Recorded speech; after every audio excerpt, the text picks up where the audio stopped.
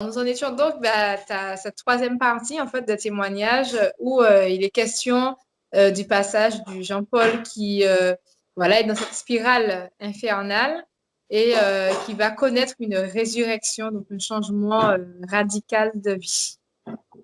Tout à fait, parce que j'étais vraiment mort spirituellement. Alors, physiquement, tout allait bien, hein, je continuais à faire beaucoup de sport. J'étais professeur et ça se passait plutôt bien. J'avais une pleine santé. Mais intérieurement, j'étais mort, j'étais vide. Et surtout, après cette séparation avec ma compagne, eh bien, c'était le désastre à l'intérieur, puisque j'avais raté finalement eh bien, cette vie conjugale qui avait quand même duré 12 années. 12 années pendant lesquelles j'avais espéré bâtir et j'avais tout détruit. 12 années où j'avais espéré avoir un couple réussi, une famille, et j'avais rien du tout. Et qui plus est, l'image que j'avais voulu défendre à l'extérieur, cette espèce de préoccupation de sauver la face, eh bien, patatras, tout était par terre parce que tout le monde voyait clairement que Jean-Paul était seul. Jean-Paul avait raté sa vie affective avec sa compagne. Donc, tout cela était difficile à supporter. Et donc, j'étais très abattu. Et pour autant, j'essayais de donner le change en montrant que c'est pas une séparation qui allait m'abattre, que j'étais un guerrier et que j'étais capable de trouver en moi des ressources pour me relever moi-même. Donc, pendant un an, après cette séparation, j'ai cherché à trouver une nouvelle relation affective avec une autre femme. Donc, je ne me suis pas privé d'aller dans les boîtes de nuit parisiennes, partout où il y avait dans le milieu antillais des fêtes, parce que je recherchais une antillaise, si possible, qui correspond exactement à celle que j'avais laissée, de façon à, quelque part, rétablir le rêve. Bien sûr, ça n'a pas fonctionné, parce que je n'étais pas tellement doué en matière de drague et de séduction. Je n'avais jamais joué à ça, donc je n'étais pas forcément bien bâti pour ça. Donc, ça n'a pas marché. Je rends grâce à Dieu, parce que je me serais sûrement perdu une fois de plus. Donc, finalement, pendant un moment, j'ai cherché, j'ai fait pas mal de bêtises. Comme j'étais assoiffé de sexe, alors évidemment, j'ai commencé à me livrer à la pornographie, donc à regarder pas mal de supports pornographiques pour me donner du plaisir. Et puis, il m'est même arrivé peut-être 2 ou 3 fois d'aller voir des prostituées euh, et avec un dégoût de moi-même parce que je me disais, mais je suis arrivé bien bas, d'aller jusque dans ce niveau de fréquentation simplement pour satisfaire un besoin sexuel. Qui suis-je? Qui suis-je? Je suis devenu une bête. Je suis maîtrisé, je suis conduit uniquement par le désir sexuel. J'ai un problème, quoi. Donc tout ça faisait que réellement, je n'étais pas au top de ma forme, en tout cas psychologiquement et spirituellement. Je priais toujours pas, je n'allais toujours pas à la messe, je cherchais pas d'aide spirituelle, je cherchais une solution par moi-même. Et puis voilà qu'un jour, mon père, qui est au courant de ma séparation, mais ça faisait quand même un an qu'on s'est séparés, ma compagne et moi, donc mon père m'appelle de la Martinique et il me dit, Jean-Paul, je viens à Paris pour quelque temps, est-ce que tu veux qu'on puisse dîner ensemble un soir à l'appartement? Alors je lui dis, oui papa, je suis d'accord. Et en même temps, je lui dis, mince alors, papa vient, mais comme c'est un homme de Dieu, il va venir avec tout son Jésus-Christ, ça veut sûrement venir avec une Bible qu'il aura cachée dans sa poche, et il va me bassiner, et il va me sermonner, et il va me parler de Jésus par ici, de Jésus par là, et des 10 commandements, tu ne tueras pas, tu ne feras pas ci, tu ne feras pas ça, tu ne forniqueras pas. Il va m'en mettre. Et franchement, j'ai pas envie d'entendre ça. Déjà que j'ai mes problèmes à résoudre, j'ai pas envie en plus que mon papa vienne me remettre une couche. Donc, je me suis mis dans une espèce de situation de méfiance, voire même de défiance, en me disant, mon père est incontournable, je l'aime, c'est mon père, je le respecte, mais je ne veux pas qu'il me parle de Dieu et qu'il cherche à me convertir.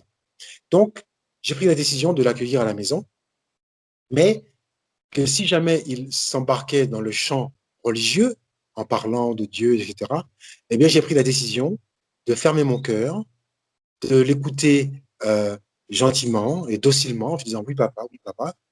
Autrement dit, cause toujours, tu m'intéresses. Et quand il serait parti à faire ses affaires le lendemain, eh bien, j'allais continuer ma recherche de femme et de satisfaction de mon désir sexuel. Donc, c'était ça mon plan. Hein. Voyez-vous, un plan en béton, hein, mes amis. Ça, c'est un plan comme ça. Le mec, il a 33 ans. Il fait un plan comme ça. Excusez-moi, c'est un plan qui est absolument incassable. C'est ce que je croyais. Donc, mon père arrive. Je l'accueille avec beaucoup de joie.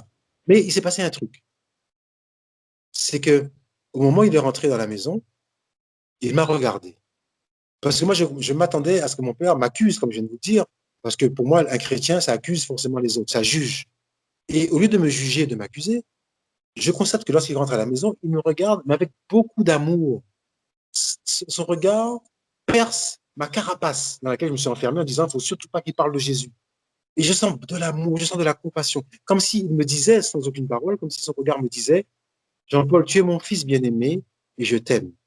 C'est-à-dire que ce regard voulait dire, Jean-Paul, quel que soit ce que tu as pu faire comme bêtise, comme égarement, quelle que soit la peine que tu as pu nous faire souffrir à ta maman et à moi par ta vie pseudo-conjugale qui a duré 12 années et pour laquelle nous avons prié beaucoup.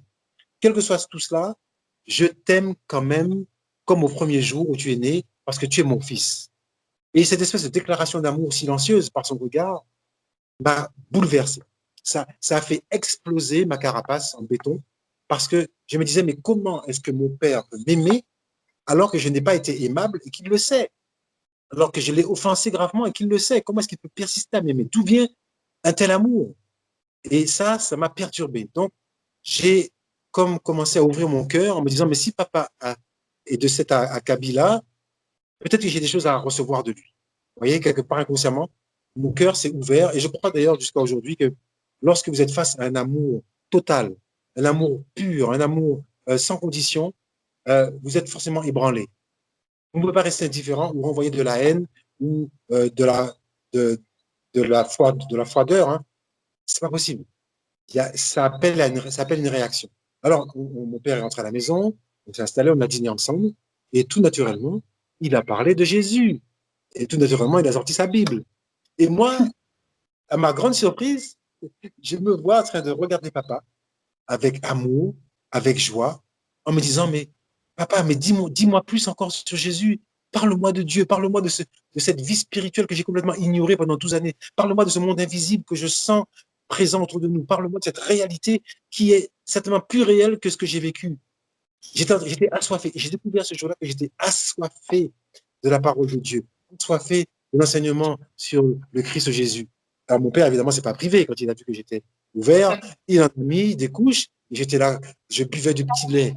Ah, j'étais bien. Franchement, euh, j'étais là. Alors, et puis, à la fin de son discours, mon père me dit, bon, ben, Jean-Paul, si tu veux, si tu es d'accord, je peux prier pour toi. Alors, j'ai dit, ah oui, d'accord, papa. Je ne sais pas pourquoi, mais j'ai dit, d'accord. On se lève au milieu du salon et mon père, il pose les mains sur ma tête comme ça. Et puis, il commence à prier pour moi, en des langues étrangères et tout ça.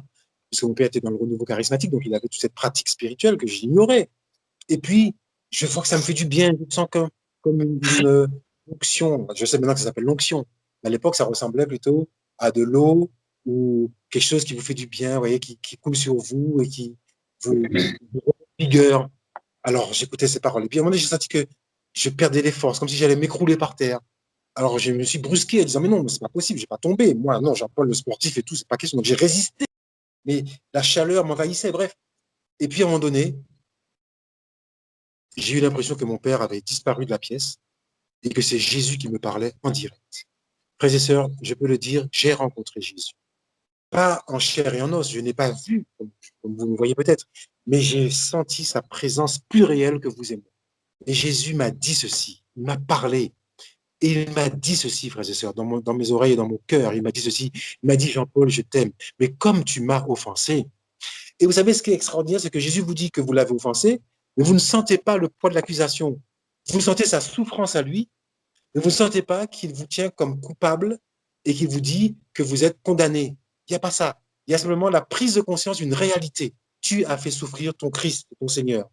Et devant cette réalité, tu sens qu'elle est incontournable, que tu ne peux pas la nier parce que c'est la vérité. C'est pourquoi quand le Christ dit je suis le chemin, je suis la vérité et la vie, il est la vérité. Il est là et vous sentez que ce qu'il dit là, c'est vrai. Et Jésus m'a montré en quelques secondes tout ce que j'avais fait, qui lui avait fait souffrir. Et croyez-moi, je vous l'ai dit, il y avait eu la fornication pendant 12 années avec ma compagne. Il y avait eu la défiance envers la foi chrétienne et le blasphème contre l'Église. Il y avait eu la fornication, je l'ai dit, il y avait eu l'IVG, il y avait eu le mépris de mes parents, il y avait eu le mépris et l'égoïsme contre cette fille que je disais aimer. Il y avait eu la pornographie, bien sûr, la masturbation, les prostituées, enfin, toute cette perversité sexuelle qui m'avait envahi et qui m'avait rendu esclave. Et le Seigneur me montrait que j'étais esclave de ça, que ça me tenait et que j'avais besoin d'une libération. Et il m'a dit à ce moment-là, quand j'ai vu tout ça, il m'a dit, mais Jean-Paul, sache que tout cela, eh bien, si tu le veux, tu peux en être libéré. Je peux effacer l'ardoise que tu vois sous tes yeux. Et là, je me suis dit, mais c'est pas possible, Seigneur. Donc, à l'âge de 33 ans, je pourrais repartir à zéro. On ferait une mise à zéro et je repars à zéro, Seigneur. Et la réponse était oui, oui, Jean-Paul, tu peux repartir à zéro parce que figure-toi qu'il y a 2000 ans, j'ai déjà payé pour toi l'étendue des crimes que tu viens de voir. Et là, frère et Amen. sœurs, ah, ma Wow. tête a explosé, ma tête a explosé. Je découvrais l'évangile, grandeur nature. Jésus est mort pour sauver tous les pécheurs. Et moi qui étais un des pires pécheurs de la création que je voyais là, eh bien, Jésus me disait, je suis déjà mort pour toi, mon sang a coulé sur la croix pour toi. Et si tu veux, parce que je ne peux pas t'obliger, mais si tu acceptes de reconnaître que tu es pécheur et que en moi, en Jésus-Christ, tu peux avoir la guérison et la résurrection, eh bien, tu es sauvé. Frères et sœurs, ça n'a fait qu'un tour dans ma tête. Je suis tombé à genoux et j'ai dit, Seigneur, j'abdique devant toi. Je sentais que mon orgueil et ma fierté allaient s'opposer à cette proposition. Quelque part, je voulais avoir toujours l'idée que c'est moi-même qui m'étais sorti de mon mauvais pas. Donc, accepter maintenant que ce soit Jésus-Christ qui me tire de ma boue, c'était un effort extraordinaire. Il fallait que j'accepte de dire que je ne contrôle plus et que c'est Dieu qui est aux commandes et que c'est lui le maître et qu'il est vraiment le Seigneur. Et ça, je l'avais refusé pendant des années, donc c'était pas facile. Donc, je suis tombé à genoux pour dire, Seigneur, j'abdique, Seigneur, j'écrase mon orgueil sous mes pieds et sous mes genoux afin que tu prennes le lead, que tu prennes la direction de ma vie, que tu sois mon Seigneur et mon Dieu. Et le Seigneur l'a fait. Frères et sœurs, quand vous donnez votre truc au Seigneur, n'attend pas 3 ans ou 10 ans. Il l'apprend tout de suite, mais pas pour vous annexer, pas pour vous mettre en esclavage, mais pour vous libérer. Et j'ai ressenti à ce moment-là, à l'instant même où j'ai dit ça, j'ai ressenti immédiatement une grande libération. J'ai senti comme si un couvercle se soulevait de la cocotte minute et que je respirais enfin un air pur. J'ai senti que mon être se dilatait, que mon être était rentré en communion avec son environnement et avec Dieu, et avec l'Église, qui était ma famille. Je prenais conscience que l'Église était ma famille. Et que pendant des années, j'étais resté dehors de ma famille et j'avais envie de revenir dans ma famille, de revenir à la messe. J'avais un désir de Dieu, un désir de la parole de Dieu, un désir d'entendre des homélies, de recevoir le corps et le sang du Christ, de me confesser, de faire corps avec mon Jésus. Je sentais que tout ça, c'était vrai, que c'était ça ma vie, que c'était le pilier de mon existence et que j'avais mis tout ça dehors pour les bras d'une femme. Alors, et ces bras de femme et cet appétit sexuel, eh bien, il m'avait été montré que c'était ça qui me gouvernait. Alors, j'ai dit en même temps, Seigneur, puisque j'abdique devant toi, en particulier, je te donne ma sexualité. Je veux te la donner parce que j'ai perdu le contrôle. Elle me gouverne. Je suis esclave. Donc, Seigneur, je voudrais maintenant que ce soit toi qui prennes le contrôle, afin que dorénavant, je ne sois plus moi qui dise que je veux ci, je veux ça, je prends ci, je prends ça, mais que ce soit toi qui me guide là où je dois aller pour être enfin heureux. Et le Seigneur l'a fait, frères et sœurs, en quelques secondes. Ça s'est passé, tout ce que je vous dis là, ça s'est passé en l'espace de peut-être 5, 10, 15 minutes maxi. En quelques minutes, frères et sœurs, j'étais un homme nouveau, mais complètement nouveau. J'avais la joie de vivre, j'avais envie de crier au ciel que Dieu est bon, que Dieu est amour, que j'existe, que je vis, que je suis redevenu moi-même, enfin, un Jean-Paul nouveau. Ah, c'était bon, c'était extraordinaire. Mon père, donc, a pris encore pour moi quelques temps, et puis il est reparti à son hôtel. Et moi, j'ai plongé dans mon bureau, parce que sur une étagère, entre 3 livres ou 4 livres de physique-chimie, j'avais planqué une petite Bible de Jérusalem que ma sœur m'avait donnée et que j'avais jetée en disant, c'est quoi cette affaire-là? Ça ne m'est pas utile, j'ai rien à faire avec ça. Et je la cherchais, il me fallait la trouver. Et grâce à Dieu, je l'ai trouvée tout de suite. Je l'ai ouverte et j'ai lu l'évangile de Marc. Marc, il y a 16 chapitres. En 2 heures et demie, je me suis assis et j'ai lu l'évangile de Marc parce que je voulais connaître de plus près le Jésus qui m'avait sauvé, qui m'était apparu et qui m'avait dit, Jean-Paul, je te donne une seconde chance. Eh bien, frères et sœurs, en lisant l'évangile de Marc, je confirme ce que j'ai lu. Jésus est vraiment Dieu, il est vraiment vivant et il est le Dieu de la seconde chance, voire de la énième chance. Frères, sœurs, chaque fois que tu tomberas, Jésus te relèvera, mais à condition que tu lui demandes son aide. Il ne le fera pas sans toi. Comme a dit un saint, Dieu nous a créés sans nous, il ne nous sauvera pas sans nous. Il a besoin de ton assentiment pour te sauver. Mais quand tu es d'accord, crois-moi, il te sort de ta boue, il te relève et il te guérit. Alors, pourquoi je parle de guérison? Parce que je vais découvrir plusieurs semaines après que Dieu m'avait guéri en même temps de problèmes physiques.